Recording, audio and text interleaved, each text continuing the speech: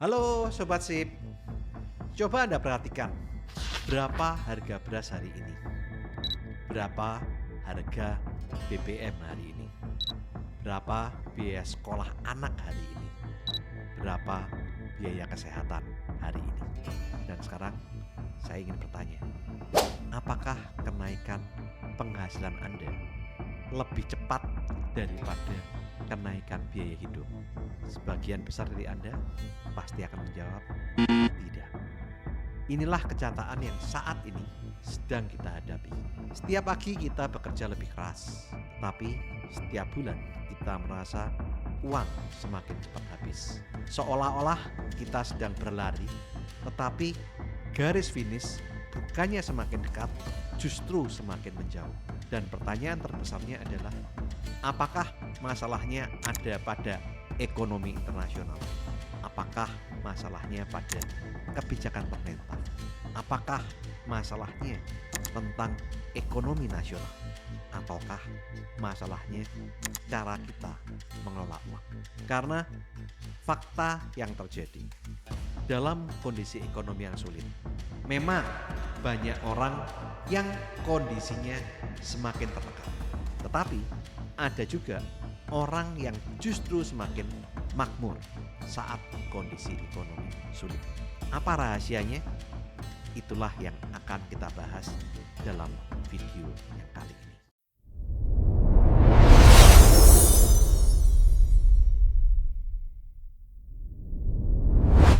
Hari ini kita hidup dalam dunia yang berubah sangat cepat. Rupiah berfluktuasi dan cenderung melemah. Harga kebutuhan pokok meningkat. Gaya hidup semakin meningkat. Lapangan kerja semakin kompetitif karena di samping banyaknya PHK karena banyak perusahaan melakukan efisiensi, juga karena teknologi AI mulai menggantikan banyak karyawan yang melakukan pekerjaan yang rutin. Dan yang paling berbahaya, banyak orang masih menggunakan cara mengelola uang yang lama untuk menghadapi dunia yang berubah. Mereka berpikir, kalau saya bekerja lebih keras, semuanya akan baik-baik saja.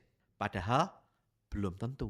Karena hari ini problem keuangan bukan hanya masalah bekerja keras atau tidak, bekerja cerdas atau tidak, tetapi juga tentang bagaimana cara mengelola uang dari hasil kerja keras dan kerja cerdas tersebut.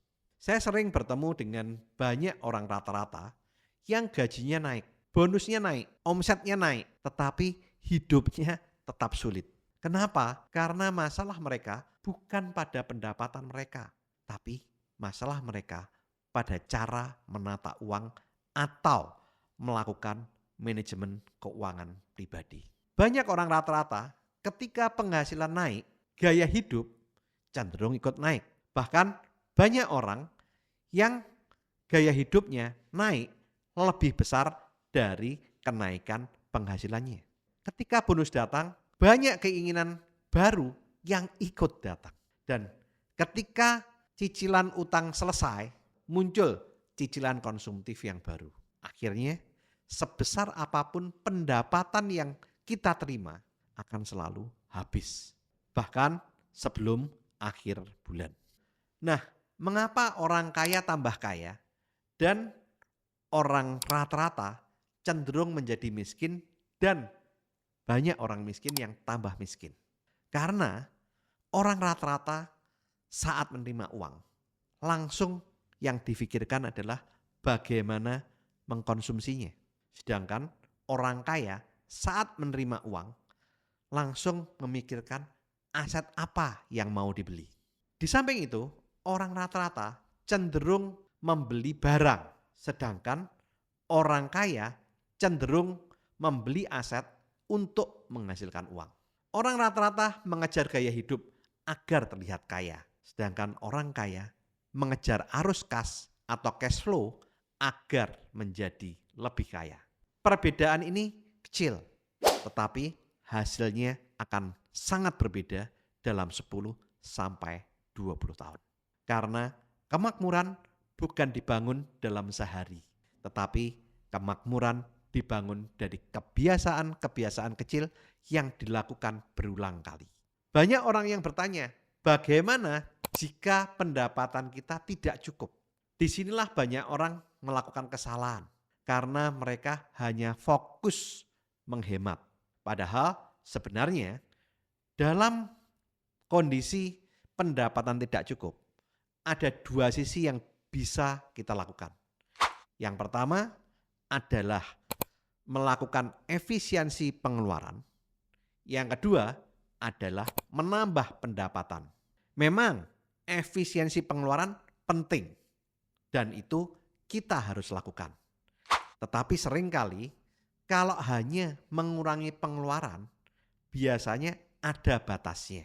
Tetapi kalau Anda meningkatkan pendapatan, potensi pendapatan Anda bisa tidak terbatas. Maka dari itu, solusi keuangan yang terbaik saat ini bukan hanya kita melakukan penghematan atau efisiensi di masa sulit, tetapi kita juga harus berpikir lebih produktif di masa sulit.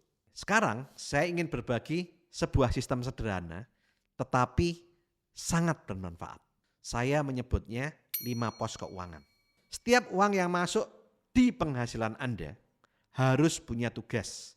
Jangan sampai uang masuk tanpa arah. Pos yang pertama yang harus Anda miliki adalah pos need. Pos untuk kebutuhan pokok Anda. Pos yang kedua adalah pos want, yaitu pos untuk keinginan, kesenangan, dan gaya hidup Anda. Pos yang ketiga adalah pos debt, yaitu pos untuk bayar utang kalau Anda punya utang.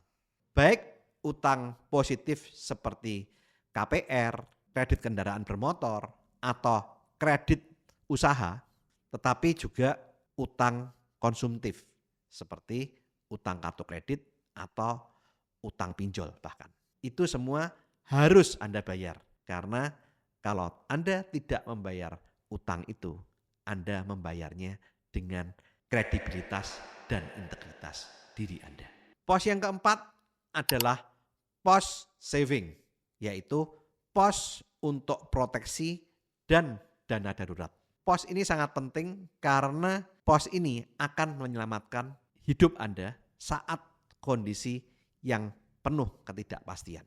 Pos yang kelima adalah pos investasi, di mana pos ini membuat Anda bukan hanya bekerja untuk uang, tapi aset Anda atau investasi Anda bisa juga menghasilkan uang untuk diri Anda. Jika Anda punya pos investasi, maka Anda bisa melipat gandakan kekayaan Anda. Nah, Anda sangat penting untuk memiliki 5 pos keuangan ini. Karena kalau uang tidak diberi tugas, maka uang bisa lenyap tanpa jejak karena Anda tidak pernah membuat financial check up. Apa itu financial check up? Financial check up adalah menulis semua pengeluaran Anda dalam 1 bulan sehingga Anda tahu mana uang yang untuk kebutuhan dan mana uang yang untuk keinginan. Dan seringkali uang itu lenyap karena banyaknya keinginan dan gaya hidup yang meningkat saat Anda menerima income. Sekarang saya ingin bertanya, dalam kondisi Indonesia yang saat ini tidak baik-baik saja, jika sewaktu-waktu Anda di PHK atau bisnis Anda omsetnya turun dan kemudian tutup, maka pekerjaan Anda bisa hilang. Nah, pertanyaannya, apakah Anda tetap bisa memperoleh penghasilan? Sebagian besar orang menjawab tidak. Karena mereka hanya memiliki single income atau satu sumber pendapatan saja. Padahal sebenarnya kita bisa memiliki 4 mesin pencetak uang atau 4 sumber pendapatan. Apa saja itu? Yang pertama, pendapatan aktif dari gaji, komisi, atau honor yang kita terima. Mesin yang kedua, pendapatan bisnis dari laba usaha atau hasil usaha yang lain. Mesin yang ketiga, passive income, Mesin yang keempat adalah hasil investasi. Semakin banyak mesin yang Anda miliki, maka semakin kecil resiko kehidupan finansial Anda. Dulu, semua orang mungkin cukup hanya punya satu single income atau satu sumber penghasilan saja. Tapi hari ini tidak lagi. Karena dunia berubah terlalu cepat dan kebutuhan serta gaya hidup meningkat dengan cepat. Maka dari itu, saat ini banyak bermunculan pekerjaan sampingan yang bisa kita lakukan yang seringkali disebut side hustle. Anda perlu memiliki side hustle bukan untuk membuat Anda kaya mendadak, tetapi untuk mempercepat pertumbuhan keuangan Anda. Anda bisa melakukan side hustle dengan melakukan jualan online, menjadi konsultan, membuat konten, jadi affiliate marketing, mengajar atau memberi les, menjadi agen asuransi, menjadi distributor multi-level marketing atau direct selling, menjadi agen properti, atau Anda bisa melakukan apa saja sesuai dengan kemampuan Anda. Satu hal yang saya pesan, jangan mencari pekerjaan yang sempurna. Jangan menunggu waktu yang tepat. Mulailah dari apa yang bisa Anda lakukan hari ini. Orang kaya tidak hanya bekerja, tapi mereka juga membangun sistem. Karena ada perbedaan besar antara bekerja dengan menukar waktu dan tenaga dengan bekerja untuk membangun aset. Bisnis yang baik memungkinkan uang tetap masuk meskipun Anda sedang tidak bekerja. Itulah sebabnya kenapa banyak orang sukses membangun bisnis sebagai kendaraan menuju kebebasan finansial. Bukan hanya sekedar bekerja untuk mencari uang. Mesin yang ketiga yaitu membangun passive income. Sobat Sip, banyak orang salah paham. Passive income bukan berarti tidak bekerja. Passive income adalah hasil kerja keras yang dilakukan sebelumnya. Anda bekerja keras di awal dan hasilnya bisa Anda peroleh terus-menerus. Contohnya seperti royalti lagu, royalti karya tulis, dan royalti yang lain. Kemudian hak paten jika Anda punya penemuan seperti ilmu pengetahuan dan teknologi. Anda juga bisa menjalankan bisnis yang memiliki sistem seperti network marketing atau waralaba. Anda juga bisa membuat konten digital seperti YouTube dan mendapatkan AdSense. Semua pekerjaan yang menghasilkan passive income itu selalu membutuhkan usaha di awal, tetapi bisa memberi manfaat dalam jangka panjang. Mesin keempat adalah hasil investasi. Ada hal penting yang orang rata-rata tidak pahami dan tidak lakukan. Banyak orang rata-rata menabung agar uangnya aman dan dapat sedikit bunga. Investasi memang beresiko, tetapi investasi bisa membuat uang berkembang lebih cepat. Karena kalau uang hanya disimpan di tabungan atau deposito yang imbal hasilnya kecil, maka inflasi lambat laun akan menggerus nilainya. Maka dari itu kita perlu belajar investasi dan melakukan investasi yang memberikan return atau hasil investasi yang lebih tinggi dari inflasi. Bukan untuk cepat kaya, tetapi agar daya beli kita tetap terjaga dan agar masa depan keluarga kita lebih baik. Sehingga saat usia kita bertambah, penghasilan kita tidak hanya bergantung pada tenaga dan waktu yang kita tukar dengan bekerja saja, tetapi kita juga bisa mendapatkan uang dari aset yang bekerja untuk kita.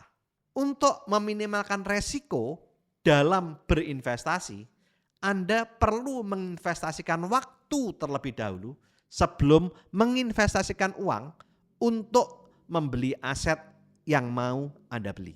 Saat ini banyak orang kaya dari berbagai macam industri, tetapi mereka memiliki satu kesamaan. Mereka tidak tergantung hanya pada satu mesin pencetak uang atau single income. Mereka membangun beberapa aliran pendapatan. Karena mereka sadar, jika satu sumber pendapatan itu berhenti, sumber yang lain masih bisa berjalan.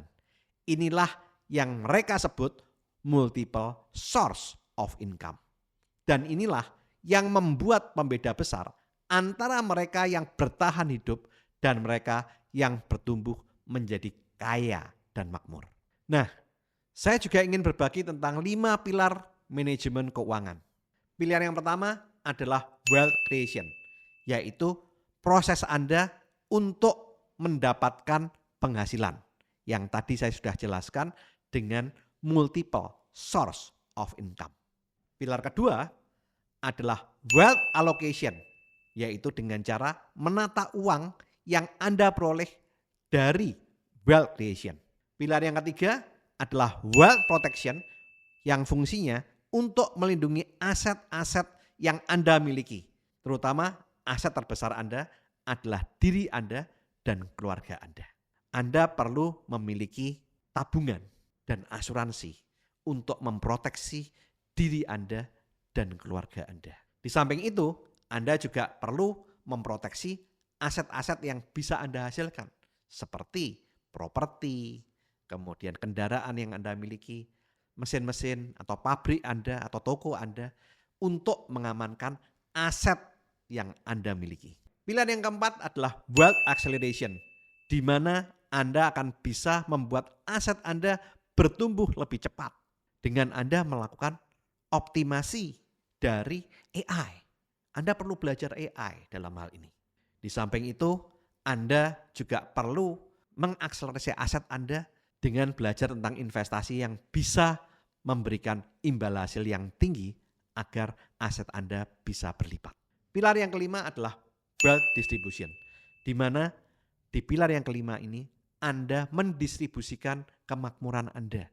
Bukan hanya berarti dalam bentuk aset saja, tapi juga yang terutama dalam bentuk mindset kepada generasi yang akan datang.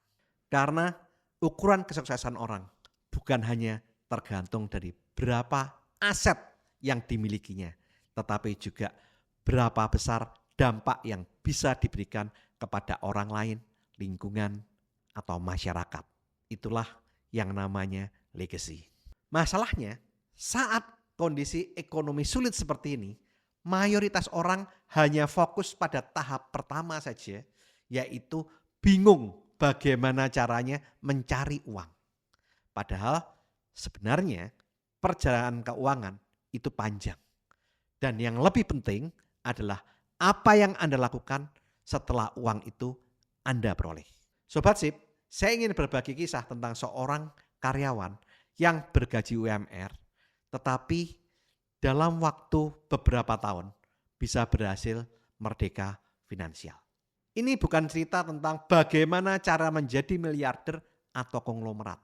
Ini juga bukan cerita tentang orang yang awalnya terlahir dari keluarga yang kaya raya. Ini tentang seorang karyawan biasa yang baru lulus kuliah, usianya 25 tahun, bekerja di sebuah perusahaan dengan gaji UMR dan hanya bermodalkan motor pemberian orang tua saat dia lulus sekolah. Pemuda ini sama seperti jutaan orang Indonesia lainnya. Setiap bulan gajinya habis. Tanggal muda hidup nyaman, tanggal tua mulai menghitung hari menuju gajian. Kadang ia bertanya dalam hati, apakah hidup saya akan seperti ini terus sampai usia pensiun? Suatu hari dia datang ke sebuah acara seminar, di mana pembicaranya bercerita tentang 2 macam lingkaran.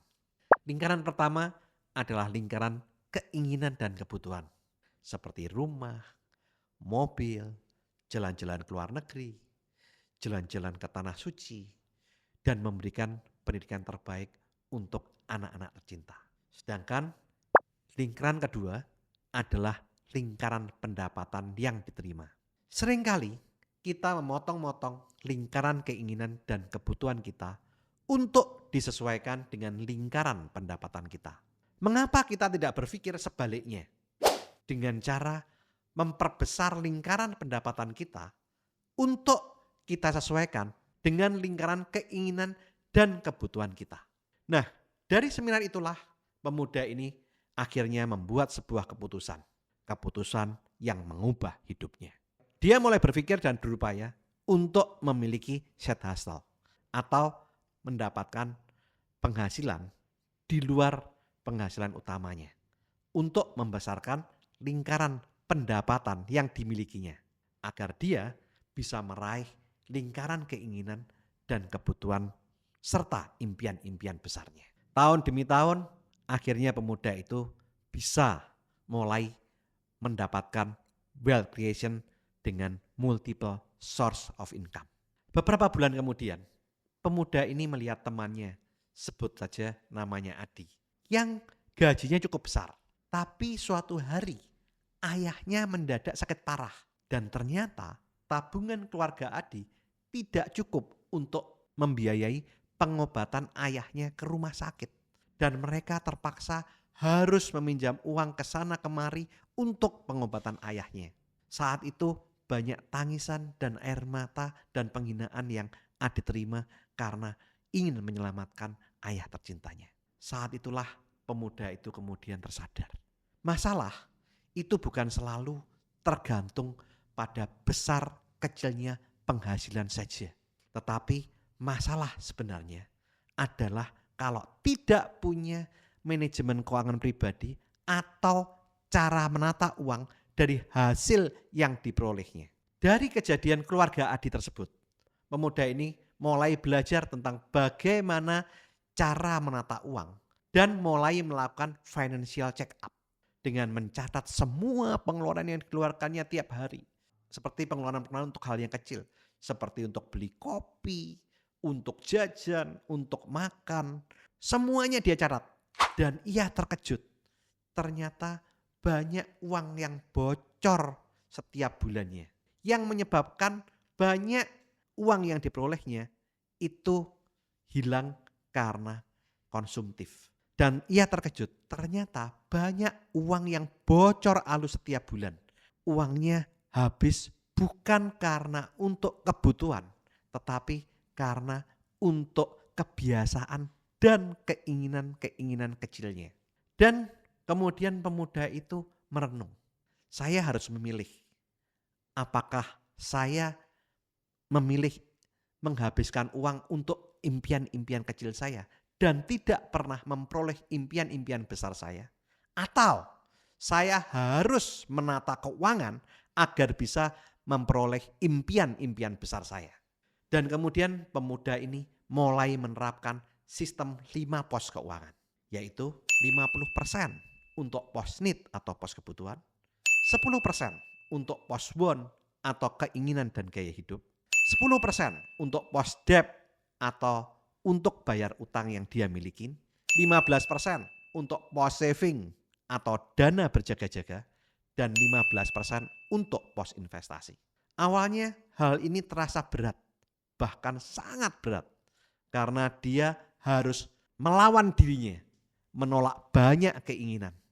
Tetapi dia tetap fokus dan bertahan, karena dia tahu bahwa impian-impian besarnya jauh lebih besar daripada keinginan-keinginan kecilnya. 6 bulan kemudian, dana darurat mulai terbentuk untuk pertama kalinya dalam hidupnya. Ia tidak panik ketika motornya rusak karena uangnya sudah tersedia. Dia nggak perlu berhutang, nggak perlu pinjam uang, dan nggak perlu gesek kartu kredit untuk perbaikan motornya. Demikian juga saat dia sakit ringan, dia bisa berobat ke dokter tanpa perlu menggesek kartu kredit. Tetapi perubahan besar belum terjadi dalam kehidupannya. Dan kemudian pemuda ini menyadari satu hal. Menghemat saja tidak bisa membuat kaya raya. Dia harus bisa meningkatkan penghasilan dan memiliki multiple source of income. Saat itu pemuda ini sudah memiliki 2 sumber penghasilan. Yang pertama adalah dari gaji, yang merupakan sumber utama penghasilannya saat itu. Tetapi kemudian setelah seminar, pemuda ini sadar bahwa mengandalkan satu sumber penghasilan saja sangat berbahaya. Makanya dia memiliki sumber penghasilan kedua, yaitu side hustle, di mana setiap malam hari dan hari Sabtu dan Minggu pemuda ini bekerja freelance Awalnya dia hanya mendapat 500.000 per bulan. Kemudian meningkat menjadi 1 juta per bulan, 2 juta per bulan, dan setelah 1 tahun penghasilan tambahannya sudah mencapai 5 juta. Banyak orang menyerah karena pada saat memulai side hustle seringkali hasilnya masih kecil. Tetapi pemuda ini tidak seperti itu. Ia memahami sebuah prinsip. Jangan fokus pada hasil besar sesaat, tetapi berfokuslah pada pertumbuhan income yang terus-menerus. Dan kemudian pemuda ini mulai berpikir lagi bagaimana dia bisa mendapatkan sumber penghasilan yang ketiga, yaitu dengan melakukan investasi. Dan dia setiap bulan setelah mengelola uang, dia disiplin untuk membeli saham perusahaan yang dianggap dia bagus. Dia melakukan metode dollar cost averaging untuk melakukan pembelian saham. Awalnya tidak banyak, hanya 500.000 rupiah. Terkadang bisa menjadi 1 juta. Saat income-nya bertambah, kemudian juga terus menambah porsi investasinya. Walaupun kecil, tapi dia melakukan dengan konsisten. Sobat Sip, banyak orang sering meremehkan investasi kecil. Padahal sebenarnya kekuatan terbesar dari investasi adalah waktu, bukan jumlah uang. Sehingga kalau Anda terus secara konsisten melakukan investasi, dan terus meningkat sesuai dengan income yang Anda miliki, maka akan sangat berbeda dalam 5-10 tahun ke depan. Dan setelah 5 tahun berlalu, portofolionya mulai bertumbuh. Setiap tahun dia mendapatkan dividen dari saham-saham bagus yang dimilikinya. Memang belum besar, tetapi uang sudah mulai bekerja untuk dirinya. Uang bisa menghasilkan uang. Dan ini yang sangat menarik. Nah, setelah dia melakukan selama beberapa tahun, akhirnya kita bisa melihat berapa sumber penghasilan pemuda ini. Dia memiliki 3 sumber penghasilan. Yang pertama dari gaji, yang kedua dari hasil usaha, dan yang ketiga adalah dari hasil investasi. Yang menarik bukan berapa besar jumlah uang yang diperoleh, tapi yang lebih menarik adalah konsep cara mengelola uangnya. Jika suatu hari ia kehilangan pekerjaan utamanya, masih ada 2 sumber pendapatan lainnya. Jika bisnisnya sedang sepi, masih ada gaji dan investasi. Dan jika pasar saham turun, masih ada bisnis dan gaji yang bisa mengcover kebutuhannya. Inilah yang disebut ketahanan finansial. Dan 5 tahun setelah memulai perjalanan itu, walaupun pemuda itu masih belum menjadi miliarder, tetapi ia memiliki sesuatu yang jauh lebih berharga, yaitu kebebasan dari rasa takut dan kebebasan finansial. Ia tidak lagi takut kondisi keuangan akhir bulan. Ia tidak takut di PHK. Ia tidak takut keadaan darurat. Dia tidak takut ekonomi melambat, bahkan krisis ekonomi yang sempat dialaminya. Karena ia sudah membangun pondasi ekonomi yang kuat dalam kehidupannya. Dan di tahun ke-7, pemuda ini berhasil mencapai 1 miliar pertamanya.